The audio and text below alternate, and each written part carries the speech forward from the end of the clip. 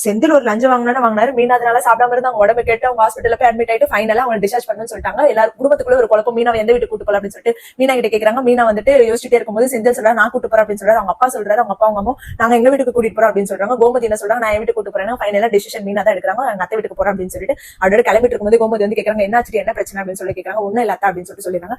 அதோட வந்து பாத்தீங்கன்னா நம்ம சக்தி வந்து தங்கமயிலோட தங்கச்சி பொண்ணு கிட்ட அது வந்து ஃபேமிலியில எல்லாருக்கிட்டையுமே சொல்றாரு. அவங்க வந்து முறையே இல்ல, அவ தங்கச்சி முறை வரும் அப்படின்னு சொல்றாங்க. பரவாயில்ல, சரவண டைவர்ஸ் பண்ணிட்டு அப்புறம் அவங்க குடும்பத்துக்கும் இவங்களுக்கும் ஒண்ணும் இல்ல, அதை பத்தி ஏன் பேசிட்டு இருக்கீங்க அப்படின்னு சொல்லிட்டு குமார் கிட்ட கேக்குறாங்க. குமார் எனக்கு ஓகேன்னு சொல்றாரு. உடனே அப்பா தான் சொல்றாங்க, இதனால அரசு இதனால கல்யாணம் பண்ணிக்கணும்னு சொன்னா அப்படின்னாங்க. உடனே அவர் என்ன சொல்றாரு, அவதான் வேணாம்னு சொல்றாரு, அவர் பின்னாடி போய் அலைஞ்சிட்டு இருக்கீங்க சொன்னீங்க, அதெல்லாம் என்னால முடியாது அப்படின்னு சொல்லிட்டு சொல்றாரு. உடனே ஃபைனலா வந்து குடும்பத்துல இருக்கவங்க எல்லாருமே வேணாம்னு சொல்றாங்க. அப்பயுமே குமார் கேட்க மாட்டேங்கிறாரு. குமார் ஓகே சொன்னதுனால சக்தி என்ன சொன்னாரு, கல்யாணம் பண்ணிக்க போறதுக்கு விருப்பம், நீங்க இதுக்கப்புறம் யாரும் இதை பத்தி பேசாதீங்க அப்படின்னு சொல்லிட்டு சொல்றாரு. அதோட அடுத்த சீன் வந்து பாத்தீங்கன்னா மீனா வந்து வீட்டு கூட்டிட்டு வந்துறாங்க. எல்லாருமே உட்காந்து மீனா விசாரிச்சுட்டு இருக்காங்க. அவங்க மாமனார் சொல்றாரு, செந்தில் வந்து நீங்க மீனா இங்கே இருக்கட்டும், நீங்க இங்கே அவளை கூட்டிட்டு போக வேணாம் அப்படின்னு சொல்றாரு. செந்தில் விடாப்படியா நான் கூட்டு போறேன் அப்படின்னு சொல்றாரு. அவங்க அப்பா முடியவே முடியாதுன்னு சொல்றாரு. அது பேசிட்டு இருக்கும்போது பழனி வந்து அங்க நடந்த விஷயத்தை எல்லாத்தையுமே வந்து சொல்றாரு. இது போல தங்கமயிலோட தங்கச்சி தான் வந்து குமாருக்கு பொண்ணு கேட்டிருக்காங்க அப்படின்றத வந்து சொல்றாரு.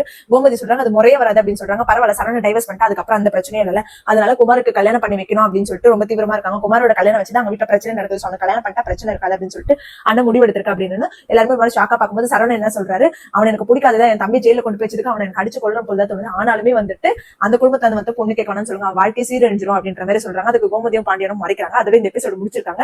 இதுக்கப்புறம் என்ன நடக்கும்ன்றது நமக்கு அப்கமிங் எபிசோட்ஸ்ல தான் தெரியும். இந்த மாதிரி மூணு அப்டேட்ஸ்க்கு கண்டிப்பா நம்ம சேனல் சப்ஸ்கிரைப் பண்ணிக்கோங்க.